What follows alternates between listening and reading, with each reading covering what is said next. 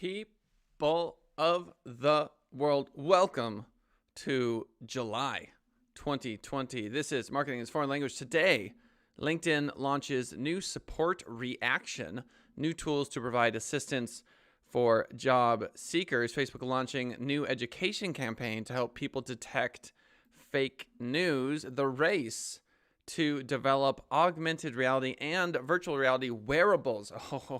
You know I love it, is heating up with new advances from Facebook and Google. How to convert organic traffic into qualified leads, how to weed out less qualified audiences from your pay-per-click campaigns, and want to earn more online. Let's talk about conversions today. Marketing for them.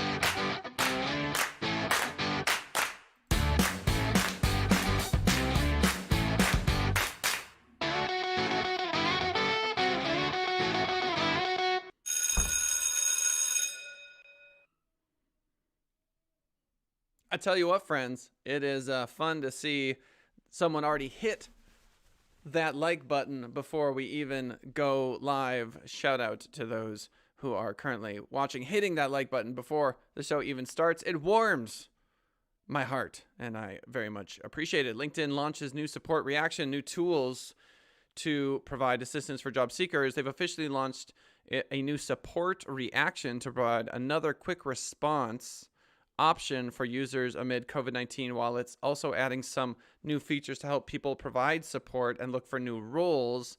I have no idea what this is.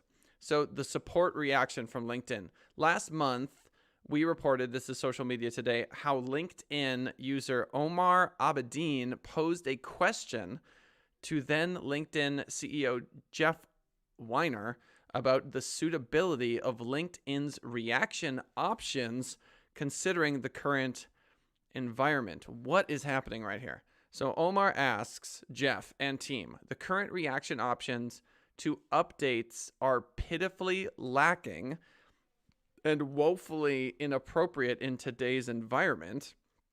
We need to be able to show that we care, that we are sad, that some pieces of news or updates have left us shaken and in some cases devastated.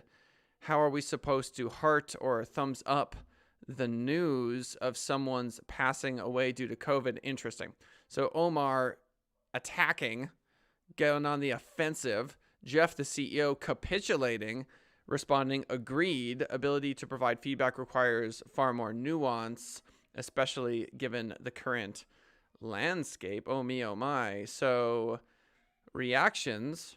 As you can see, the CEO agreed, and now just over a month later, LinkedIn has indeed launched its support quick response option, like celebrate, support, love, insightful, curious. Okay, so new emojis. I would say that the takeaway of this particular article is that apparently if you're Omar Abedin and you've got a fairly decent LinkedIn following, he got 637 reactions, 86 comments to his post. You can reach the CEO of LinkedIn. So the powerful talking to the powerful. As you can see, the new option adds an open to work photo frame to your profile image.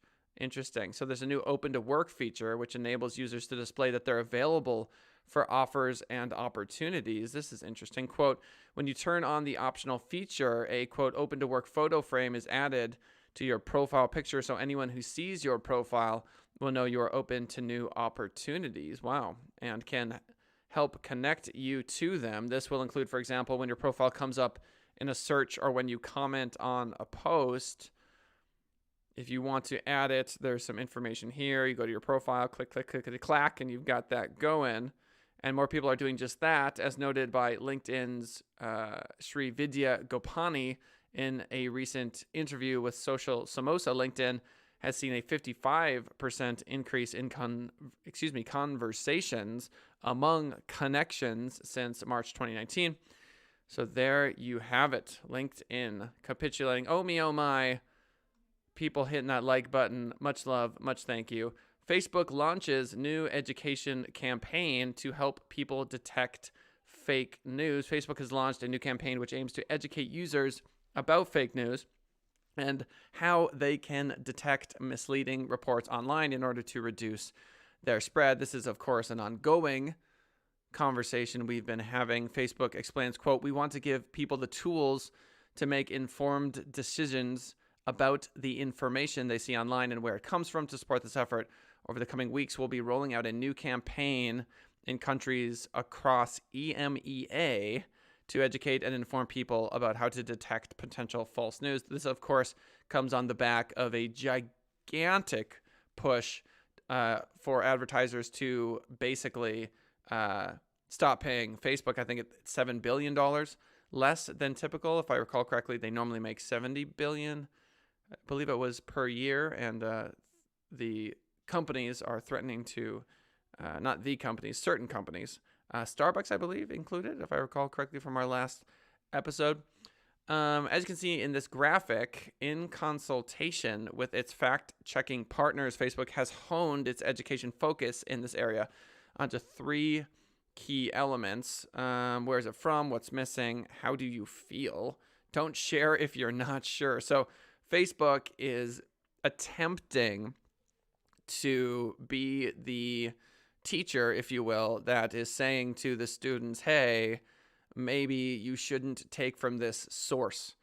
I don't really know if you all had this particular moment in English class, but you find a book, it has the information you want, you add a quote from that book to your paper, and the teacher says, yeah, but that book isn't a reliable source. It's not a good place to be pulling information. People used to tell me Wikipedia was not a good source. I believe that Wikipedia is an incredible source, but that's just me. So Facebook fighting the battle to try to get people to understand what they're posting. We get it. The utopic dream of social media as, quote, a global town square where anyone can talk to anyone else about anything has long been the driving force behind the ambitions of the Mark Zuckerbergs and Jack Dorseys of the world, according to Social Media Today, which is also why it's so difficult for these idealists to shift their mindset into restriction.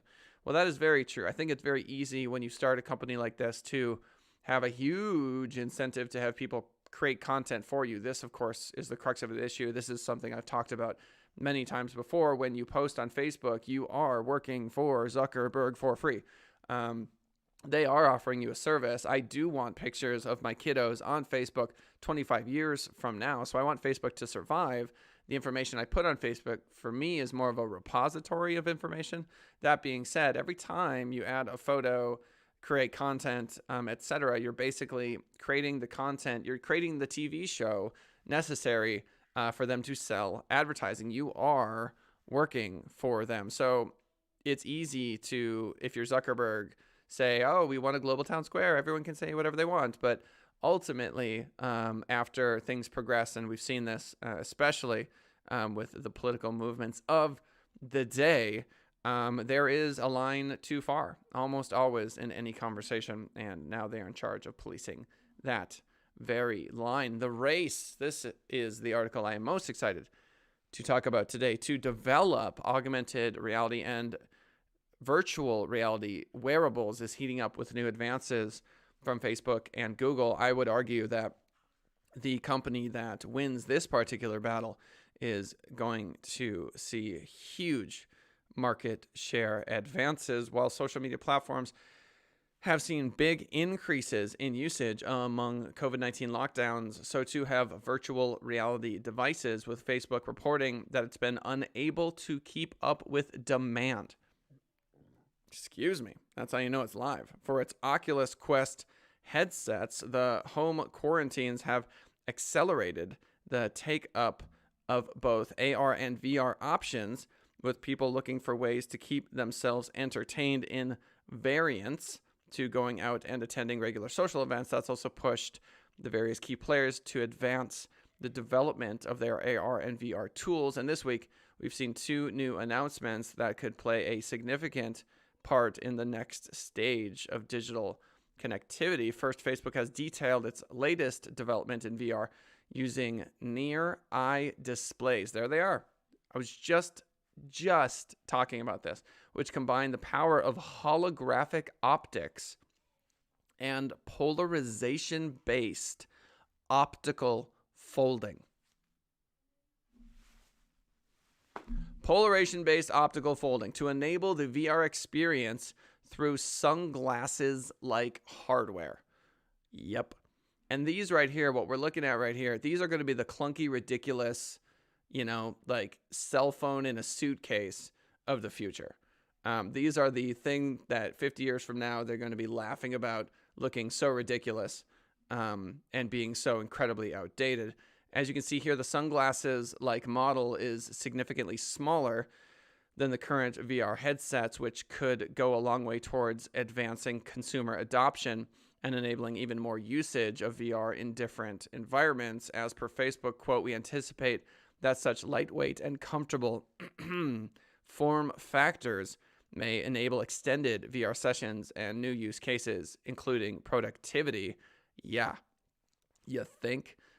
The advance is the next stage following on from Facebook's introduction of hand tracking technology, which enables users to interact. These VR headsets are ridiculous. These ones that you have to strap on your head, and you can't walk around with these. I mean, they are truly ridiculous. I mean, you're literally strapping a phone onto your noggin. That's crazy that is the first leap into this part. These sunglasses, they're a total game changer, because I obviously wear glasses and it wouldn't even faze me in the slightest to be wearing those all day. And if I were to, say, be walking around, can you imagine the Las Vegas Strip with these on your head? How many ads, how many, come to this show, save money on this one. You can turn ads on and off with the touch of a button. Let's say Siri is enabled or Google's enabled. You say, "Hey, Google, turn off ads." Ads turn off. Or you pay $10 a month not to see ads on the thing.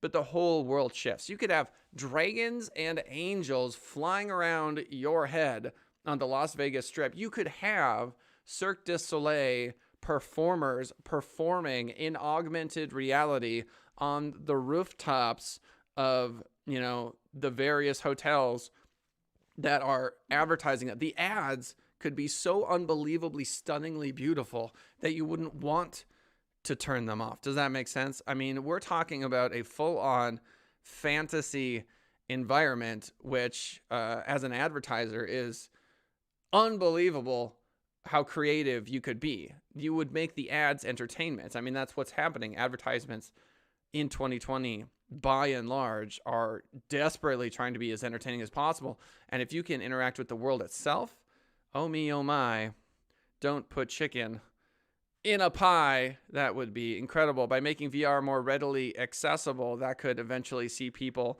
engaging in VR environments while on, say, public transport, Las Vegas Strip, like I mentioned, or in more pressing use case in the workplace, where Facebook has been working to develop new VR tools that can facilitate more practical engagement without having to be in the same office. I mean, if your VR invite, look, I believe that in short order, people are going to have a room in their house that is just empty. Like, there's nothing in it. It's literally an open space, and it's the VR room, right? I mean, I could even see sound dampening on the walls, kind of nice carpet, and just a safe room that, like, if you bonk your head on a wall, nothing's going to happen. And that's the VR room. Maybe a window.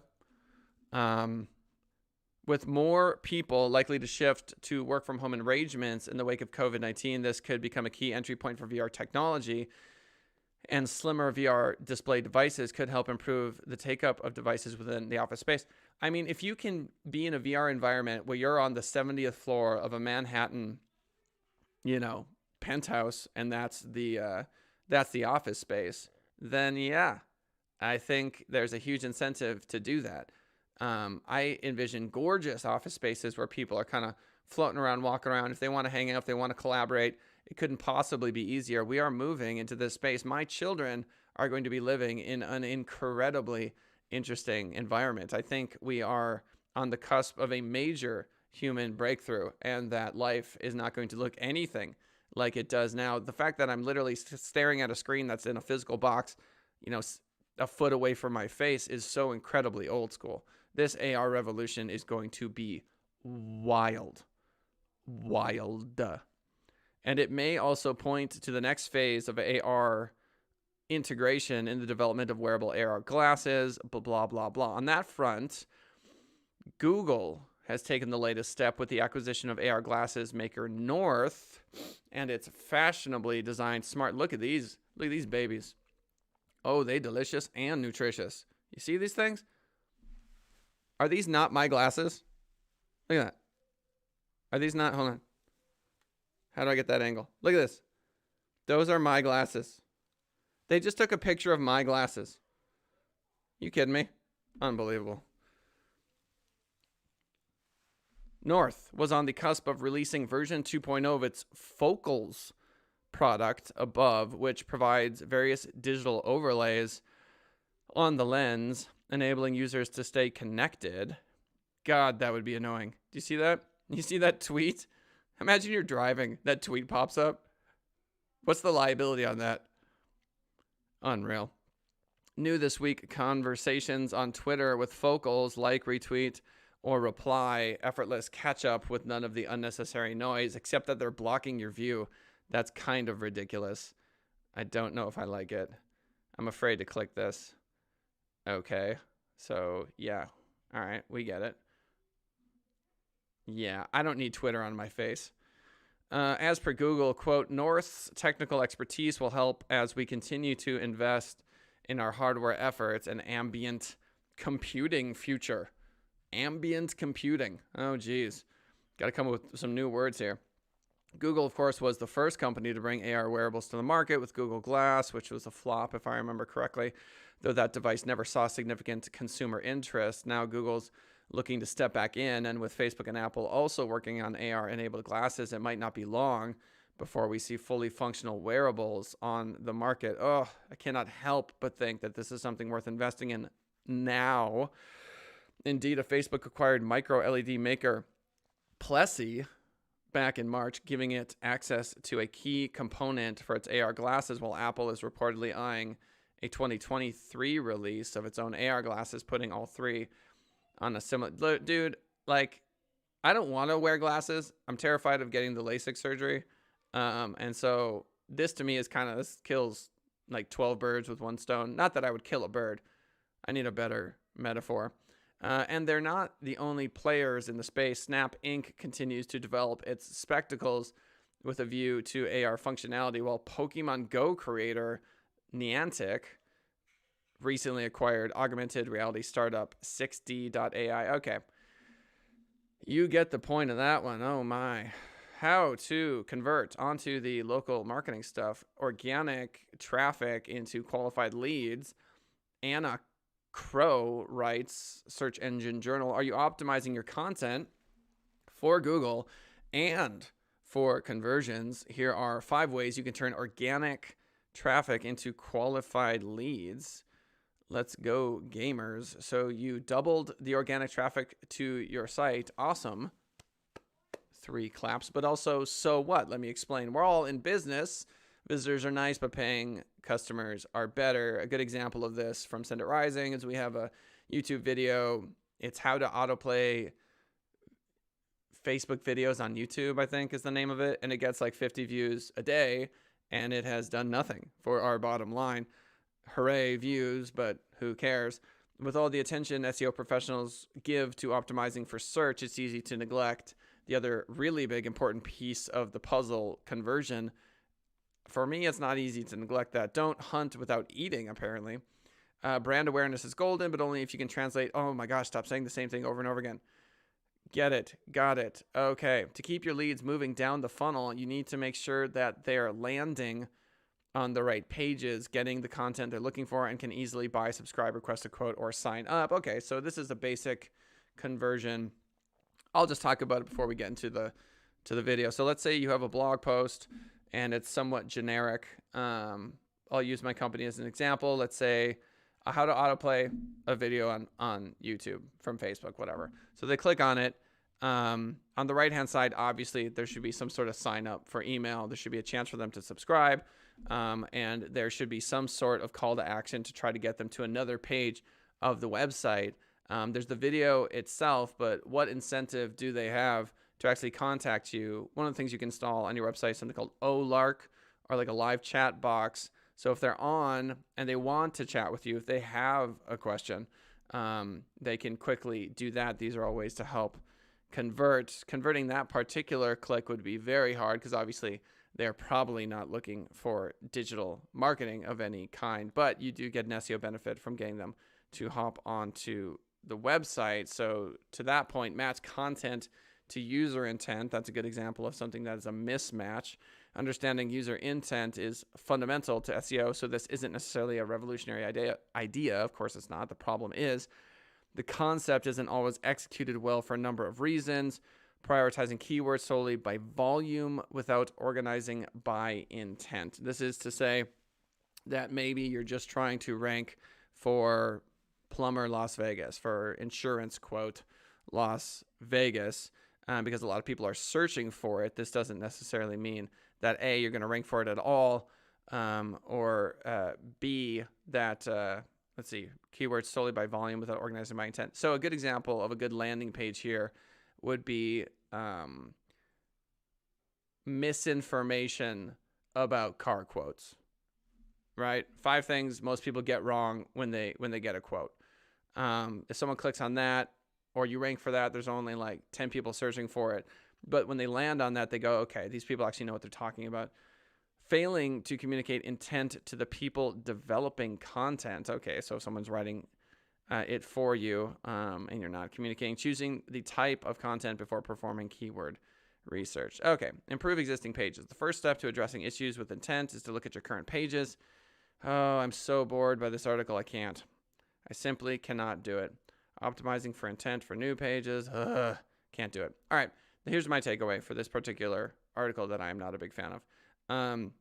To increase your organic reach in 2020, you can't just write blog posts. It doesn't really work anymore. You have to create a blog post that has solid custom images usually, and you should seriously consider a video component, either a YouTube video or a live stream that you can add to the blog itself. We still do create blog content. We still share it on social media. It does not always have video, but this is kind of just maintenance mode.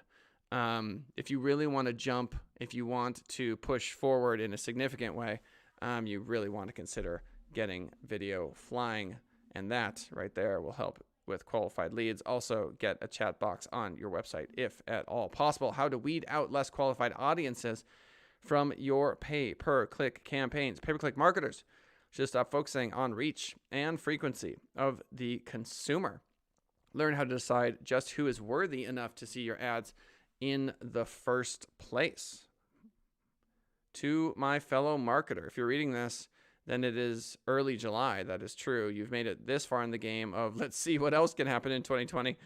God willing, the Netflix docuseries phenomenon about a mulleted, disgraced zookeeper has finally ended. Wow. You must return to your computer and start pushing your ads to masses once again. I like this writer. This is Jonathan Kagan 4 hours ago. Shout out to Jonathan for being hilarious. Between social distancing from a pandemic, rallies for equality and police reform, a damaged economy, and oh yeah, murder hornets. Look at this. Look at this little graph here. We got COVID-19. This is like a Google Trends graph. We got Joe Exotic. He's going down a little bit. Murder hornets slowly fading into the distance. But there are caveats. Consumer sentiment is down, unemployment is spiking, and if you're curbside servicing, then you just don't exist. Does he mean to say if you're not curbside servicing? And through it all, there are still consumers with the champagne dreams, but the $2 chuck resources that are still seeing your ads and spending your ad dollars. Oh me, oh my, Jason Noggle hitting up that chat. He writes interesting stuff on AR and VR, and Jason's right. Jason and I are part of the same networking group, and he is amazing. Shout out to Jason Noggle with First Foundation Bank. They're a bank that's completely online. They have no ATM fees, or I think you get $20 free, and you can use any ATM anywhere. Pretty cool bank. Go ahead and check out First Foundation Bank with Jason Noggle when you have a second. Therefore, your new additional skill set that you must bring to work is to stop focusing on reach and frequency of the consumer Okay, so who's worthy to see your ads? That's actually a pretty good way of thinking about this. Net, not everyone who's looking for your ad is truly qualified. This is obvious. Therefore, you should not be showing your ad to everyone. God, it's still obvious. You must decide who is truly, we get it. We get it. Important disclaimer, identify who your ideal customer is or has been, not who you think they should be. That's a good point. Audience targeting. All right, let's get into it. The direct targeting of a specific group of consumers who fall within a certain characteristic, enabling everyone that meets it see the ad. For example, quote, I'm selling a luxury car with a high price point, so I'm only showing the ad to those whose household income is in the top 10%. Obviously. Audience exclusion, indirectly targeting an audience by minimizing the ad unit's reach, by excluding and or blocking of consumers based on certain characteristics. For example, quote, I am excluding homeowners so they are not served my apartment rental ads. I like that. No, it's not ideal for your business or really anyone, but we're working into a recession. Therefore, like 2007, 2009, marketers must think outside the box. So when we're talking about audience targeting, I think the takeaway here is that you can really get granular, and you should. If you can track conversions to a specific demographic, you might find that 55 to 65-year-olds convert at a 32% higher rate than 45 to 55-year-olds. This is the depth that you should seek to explore with your pay-per-click. If you are talking to a pay-per-click provider, you dive in. You say, show me conversions. And then you say, show me the demographics of those conversions. If they can't say, well, here's your conversions, you have a fundamental problem. And if they can't give you the demographic data about those conversions, well, then you have another problem. So really, if we're going to hit this potential second wave, if things are going to get gnarly moving forward, then it is very important that you understand who's actually buying. And Google, Facebook, etc. give you a ton of ways to target. So here's a good example. Here's a YouTube filter. We've got books and literature, games, home and garden, people in society, blah, blah, blah, blah, blah. And then you can narrow it down. And look at this. You can exclude certain age groups. So let's say games, board games, and you're targeting from 18 to 54. So find that demo is the takeaway there. Want to earn more online? Let's talk about conversions. Our good friend Roger Monti, 5 hours ago on Search Engine Journal, writes, SEO conversations generally center on creating content and promoting it. Something important that is rarely mentioned, in my opinion, is conversions. You know what? We've talked about conversions. I'm going to say this really quickly, and then we're going to wrap up because we got 2 minutes left on the show. But basically, on Google Analytics, make sure that you have conversions set up. If you don't know what call rail is, it tracks the actual phone call itself. It tells you who called, when they called, how long they stayed on the phone for, their phone number, etc. It is very important to have conversions set up on your website so that you know where you're making those dollar bills. So in summary, LinkedIn launching new support reaction. So if you are a major influencer on LinkedIn, apparently you can get the CEO of LinkedIn's attention, get him to change stuff. Facebook launching a new education campaign. They are trying to have people not pull out $7 billion of advertising by being the misinformation leaders. Facebook is on the cusp of what I would argue is a fundamental change. We may see the decline of Facebook. They may have peaked. Reason being, talk to a 17-year-old, they don't like Facebook at all. They aren't on Facebook. They have no interest in Facebook. They say, oh, I have an account, but I think my parents set it up for me, and it was like 7 years ago. They are not using the platform. So what does that mean for the future of Facebook? The race to develop AR and VR wearables. Are you kidding? Let's go, gamers. This is going to be revolutionary. What potential investments could we make now? Do we bet on Facebook? Is this the future of Facebook here? Is this how they stay relevant moving into the future? Is this a Google based solution that we'll see? Who will dominate this market share? Is Apple even in the game? I want to say they were. Apple is reportedly eyeing a 2023 release. So Facebook, Google, and Apple all fighting in this space. How to convert organic traffic into qualified leads. We talked about that. Get a chat box on your website if you don't have one. What's this one? How to weed out less qualified audiences. Obviously, yeah. So if you are running pay-per-click, talk to your pay-per-click provider. Make sure that you're targeting the correct audience. This is very common sense sort of stuff. It does not have to be complicated. And make sure you're tracking conversions, both calls and form fills, which would be contact us form submissions on the website. Ladies and gentlemen, it is 11:01.